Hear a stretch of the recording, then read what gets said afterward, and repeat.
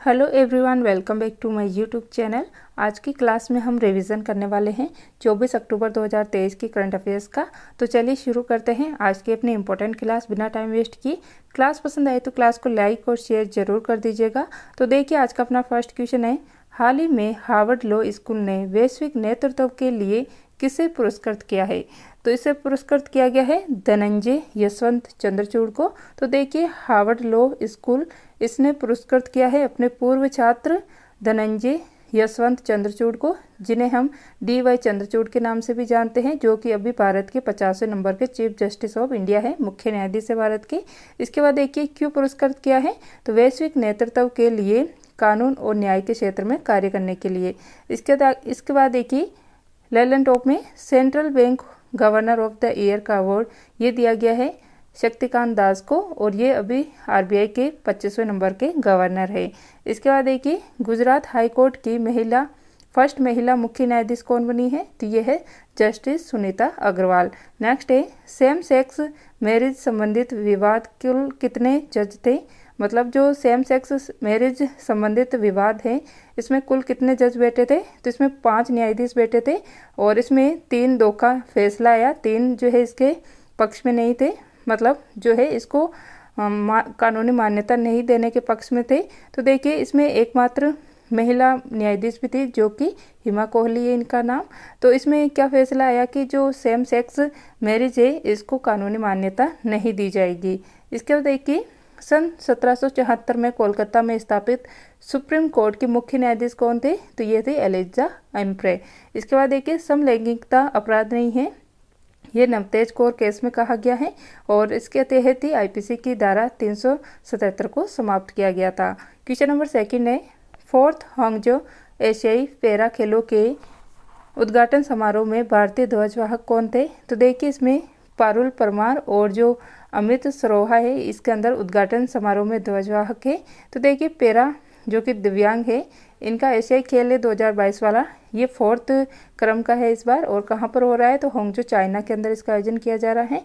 शुभंकर है इसका फेई की पक्षी, और आयोजन होगा इसका कब से कब तक? 22 अक्टूबर से 28 अक्टूबर तक। फिर देखिए कुल इसके अंदर 22 खेल शामिल किया गया है, और भारत के खिलाड़ी है इसके अंदर 313 एथलीट जो है भारत के इसके अंदर शामिल हो रहे हैं। फिर देखिए ध्वजवाहक कौन है इसमें? तो पारुल परमार जो कि शटलर के खिलाड़ी हैं, और अमित सरोहा जो कि थ्रोअर है। इसके बाद देखिए 2 खेल पहली बार जो है इसमें शामिल किए गए हैं, कौन कौन से हैं? तो पैरा ताइक्वाडो और पैरा कनोइंग। तो देखिए जो पैरा ताइक्वाडो है इसमें अरुण तंवर ने 47 kg कैटेगरी में कांस्य पदक जीता है, और पैरा ताइक्वाडो के इतिहास में भारत का ये पहला मेडल आया है। इसके बाद देखिए अंकुर धामा, मतलब अभी तक इसके अंदर पैरा एशियाई खेल में जो भारत के अंदर गोल्ड लेके आए खिलाड़ी, गोल्ड जीते हैं, वो देख लेते हैं। अंकुर धामा एथलेटिक्स पुरुष, इन्होंने 500 मीटर T11 में गोल्ड जीता है। निषाद कुमार एथलेटिक्स पुरुष ऊंची कूद में इन्होंने गोल्ड जीता है T47 के अंदर। शैलेश कुमार एथलेटिक्स पुरुष ऊंची कूद में T63 में गोल्ड जीता है। प्रणव शर्मा एथलेटिक्स पुरुष क्लब थ्रो F51 के अंदर गोल्ड जीता है। अवनी लेखरा शूटिंग R2 महिलाओं की 10 metre air rifle standing SH1 के अंदर गोल्ड जीता है। प्रवीण कुमार एथलेटिक्स पुरुष ऊंची कूद के अंदर गोल्ड जीता है। इसके बाद देखिए लैलन टॉप में एशियन गेम्स जो कि 19वें नंबर के थे, इनका आयोजन हुआ है हांगझो चाइना के अंदर। शुभंकर था इसका चेन लियान हांगकांग। इसके बाद देखिए ध्वजवाहक थे इसमें हरमनप्रीत सिंह जो कि हॉकी के प्लेयर है, और लवलीना बोरगोन जो कि बॉक्सिंग की प्लेयर है। जबकि ध्वजवाहक समापन समारोह में कौन थे? तो ये थे PR सीरीजेस जो कि हॉकी के गोलकीपर है। इसके बाद देखिए इसमें पदक जीते हैं भारत ने 107, जिसमें 28 गोल्ड है, 38 सिल्वर है, और 41 ब्रॉन्ज मेडल है। फर्स्ट रैंक है इसके अंदर चाइना की, सेकंड पे है जापान, थर्ड पे है साउथ कोरिया, और फोर्थ पे है भारत। इसके बाद देखिए 20वें नंबर के एशियन गेम्स ये नेक्स्ट होंगे जापान के अंदर। फर्स्ट एशियन गेम्स 1951 के अंदर भारत के अंदर हुए थे, और नई दिल्ली के अंदर इनका आयोजन हुआ था, और फर्स्ट रैंक थी इसके अंदर जापान की, और सेकंड रैंक पे भारत था 51 पदक के साथ। इसके बाद देखिए क्वेश्चन नंबर 3 है, हाल ही में भारत और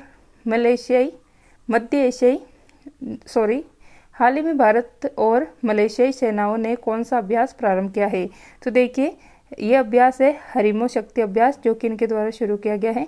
तो हरिमो शक्ति अभ्यास जो है भारत और मलेशिया के मध्य हुआ है, और ये एक प्रशिक्षण अभ्यास है जो कि भारत प्रशिक्षण अभ्यास है, और इसमें भारत की तरफ से राजपूत रेजिमेंट ने भाग लिया है।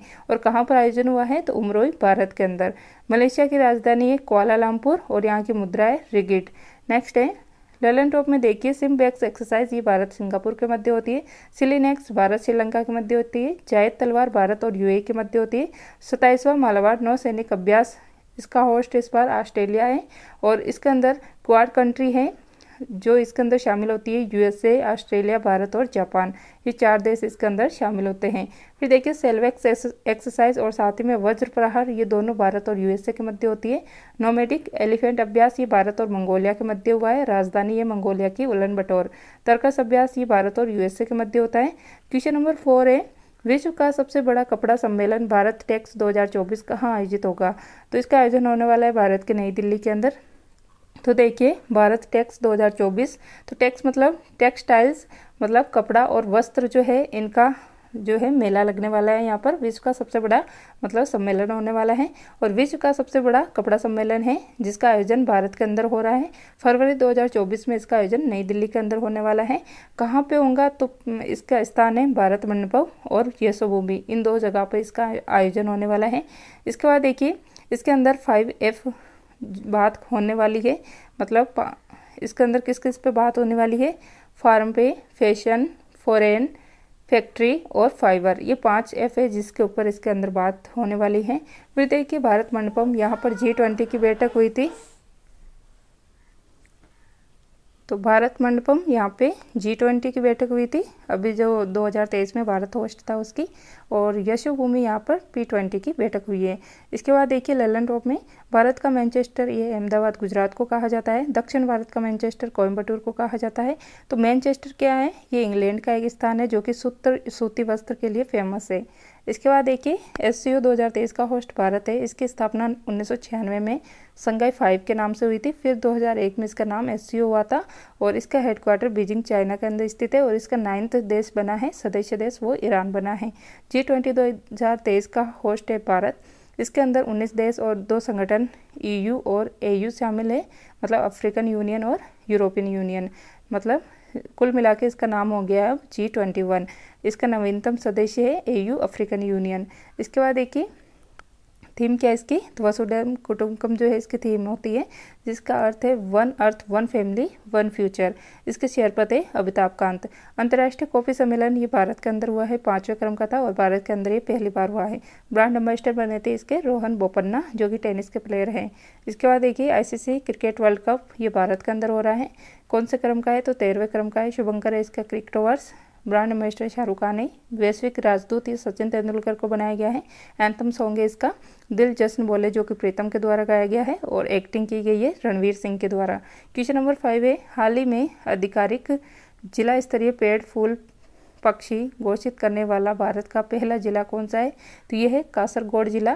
तो देखिए कासरगोड जिला जो कि केरल का है, ये भारत का पहला जिला है जिसने अपने यहाँ पे पक्षी पेड़ फूल प्रजाति को घोषित किया है। तो पक्षी है व्हाइट बेलिड सी, पेड़ है काजिरम, और फूल है यहाँ पर पेरिया पोलाथेली, और प्रजाति है सॉफ्ट सेल कछुआ, जिसका स्थानीय नाम है भीमनामा। इसके बाद देखिए सिल्वर लाइन प्रोजेक्ट, ये केरल के द्वारा चलाया गया है। नेक्स्ट है ललन टॉप में देखिए लद्दाख का एनिमल स्टेट एनिमल ये है हिम तेंदुआ। मणिपुर का स्टेट एनिमल संगाई है, जिसे डांसिंग डियर भी कहा जाता है। उत्तराखंड का है कस्तूरी मृग। भारत का राष्ट्रीय जलीय जीव कौन सा है? ये है गंगा डॉल्फिन।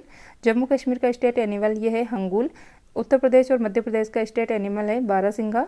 तमिलनाडु का स्टेट एनिमल है नीलगिरी ताहर, और अरुणाचल प्रदेश का स्टेट एनिमल है केसर हिंद, जो कि एक तितली है। इसके बाद देखिए क्वेश्चन नंबर 6 है हाल ही में नाडा हब्बा क्या है? हाल ही में नाडा हब्बा 10 दिवसीय दशहरा महोत्सव का आयोजन कहाँ पर हुआ है? तो इसका आयोजन किया गया है केरल के अंदर। तो देखिए नाडा हब्बा इसके 10 दिवसीय दशहरा महोत्सव का आयोजन किया गया है। इसका अंत विजयदशमी पर होने वाला है, और कहाँ पर जो है इसका आयोजन हुआ है? तो मैसूर प्रांत कर्नाटक के अंदर इसका आयोजन हुआ है, और इसकी शुरुआत वाडियार वंश के द्वारा की गई थी। फिर देखिए ललन टॉप में विद्यारंभम पहल ये केरल के अंदर चलाई गई है। क्वेश्चन नंबर 7 है, हाल ही में अबू धाबी मास्टर 2023 में महिला वर्ग का एकल खिताब किसने जीता है? तो ये जीता है उन्नति हुडा ने। किसने जीता है? उन्नति हुडा ने। तो देखिए अबू धाबी मास्टर 2023 इसका आयोजन हुआ है यूएई के अंदर। इसके अंदर तो ये पहले तो देखिए टूर्नामेंट है बैडमिंटन का। इसके अंदर गोल्ड जीता है उन्नति हुडा ने और सिल्वर जीता है सामिया ने। ये दोनों भारत की हैं। और साथ ही में देखिए जो उन्नति हुडा है ये ओडिशा ओपन जीतने वाली सबसे कम उम्र की भारतीय महिला है। फिर देखिए लंदन टॉप में कनाडा ओपन ये लक्ष्य सेन ने जीता है। विश्व बैडमिंटन चैंपियनशिप ये जीती है, मतलब कहाँ पर इसका आयोजन हुआ था? कोपेनहेगन डेनमार्क के अंदर। और इसके अंदर ब्रॉन्ज मेडल जीता है एच पन्ने ने। इसके बाद देखिए Korea open, Indonesia open, switch open और साथ में जो 19वें नंबर के एशियन गेम्स है इसमें गोल्ड जीता है सात्विक और चिराग की जोड़ी ने। इनको जो है शॉर्ट फॉर्म में 7G भी कहा जाता है। मलेशिया मास्टर्स ये एच पन्ने ने जीता है। ऑलियंस ओपन ये प्रियांशु राजावत ने जीता है। फिर देखिए क्वेश्चन नंबर 8 है, हाल ही में कोटक महिंद्रा बैंक का नया CEO किसे नियुक्त किया गया है? तो ये बने हैं अशोक वासवानी। तो देखिए कोटक महिंद्रा बैंक के MD और CEO ये बने हैं अशोक वासवानी। किसके स्थान पर? उदय कोटक के स्थान पर। फिर देखिए लंदन टॉप में इंपीरियल बैंक की स्थापना 1921 में की गई थी। बंगाल, मद्रास और बॉम्बे इन तीनों को मिलाकर इंपीरियल बैंक कहा जाता है। इसके बाद देखिए RBI की स्थापना 1934 के एक्ट द्वारा 1 अप्रैल 1935 को हुई थी और इसका राष्ट्रीयकरण हुआ था 101 जनवरी। कब हुआ था इसका राष्ट्रीयकरण? तो ये 1 जनवरी 1949 को। नाबार्ड की स्थापना 12 जुलाई 1982 को हुई थी संतानम समिति की सिफारिश पे। फिर देखिए सिडबी बैंक का हेडक्वार्टर लखनऊ के अंदर स्थित है। RBI की स्थापना शाही आयोग या जिसे हम यंग हिल्टन आयोग भी कहते हैं इसकी सिफारिश पे हुई थी। क्वेश्चन नंबर 9 है, हाल ही में दिवंगत हुए बिशन सिंह बेदी का संबंध किससे है? तो ये क्रिकेटर थे। तो देखिए बिशन सिंह बेदी ये क्रिकेट से संबंधित थे और ये पूर्व भारतीय कप्तान और साथ ही में स्पिनर थे जिनका निधन हो गया है हाल ही में। ललन टॉप में देखिए दिवंगत MS स्वामीनाथन ये भारत में हरित क्रांति के जनक है। सुलभ इंटरनेशनल के संस्थापक हाल ही में निधन हुआ है इनका, बिंदेश्वर पाठक है। कनक रेले इनका निधन हुआ है हाल ही में और ये मोहिनी अट्टम की नृत्यांगना थी। दिवंगत हुए सरबजीत सिंह पेंडल ये शकुनी मामा के कलाकार थे। शकुनी मामा का रोल इन्हीं ने किया था। दिवंगत सलीम दुर्रानी ये क्रिकेटर थे। दिवंगत गॉर्डन मूर ये इंटेल के स्थापना करने वाले थे। फिर देखिए क्वेश्चन नंबर 10 है, हाल ही में भारत और मध्य एशियाई देशों के NSA की बैठक कहाँ पर हुई है? तो देखिए कजाकिस्तान के अंदर हुई है ये। भारत और जो मध्य एशियाई देश है इनके मध्य राष्ट्रीय सुरक्षा सलाहकार NSA की बैठक का सेकंड सम्मेलन ये कहाँ पे हुआ है? तो ये कजाकिस्तान के अंदर हुआ है। कहाँ पे हुआ है इसका सेकंड सम्मेलन राष्ट्रीय सुरक्षा सलाहकार का? तो ये कजाकिस्तान के अंदर हुआ है। और भारत की तरफ से इसमें जो अजीत डोभाल जी है इन्होंने इसके अंदर भाग लिया है। मध्य एशियाई देश जो सेंट्रल एशिया है इसके 5 देश कौन कौन से हैं? तो ये हैं तजाकिस्तान, तुर्कमेनिस्तान, उज्बेकिस्तान, किर्गिस्तान और कजाकिस्तान। और कजाकिस्तान की राजधानी है अस्ताना। विश्व का सबसे बड़ा लैंडलॉक कंट्री कौन सा है? तो ये है कजाकिस्तान। और यहाँ पर जो झील है इसका नाम है बाल्कस झील और यहाँ पर यूरेनियम के भंडार पाए जाते हैं और यहाँ की राजधानी है अस्ताना। फिर देखिए अरल सागर जो कि सिकुड़ रहा है इसकी बाउंड्री लगती है कजाकिस्तान और उज्बेकिस्तान से, इसकी जो है बाउंड्री लगती है। इसके बाद देखिए उज्बेकिस्तान यहाँ की राजधानी है ताशकंद। काजिंद अभ्यास ये भारत और कजाकिस्तान के मध्य होता है। पहला ऑफशोर कैंपस IIT मद्रास के द्वारा जंजीबार तंजानिया के अंदर स्थापित किया गया है और इसके फर्स्ट हेड बनी है प्रीति अगलायम। क्वेश्चन नंबर 11 है, अक्षय लक्ष्मण गावटे पहले अग्निवीर सैनिक दुनिया के सबसे ऊंचे युद्ध क्षेत्र सियाचिन में हुए शहीद। तो ये थी आज की अपनी क्लास। आई होप आपको ये क्लास पसंद आई होंगी। अगर आपको ये क्लास अच्छी लगी है तो ज़्यादा से ज़्यादा इसे शेयर कर दीजिएगा, लाइक कर दीजिएगा और कमेंट करके बताइएगा कि आपको ये क्लास कैसी लगी है। तो मिलते हैं नेक्स्ट क्लास में। क्लास देखने के लिए थैंक यू।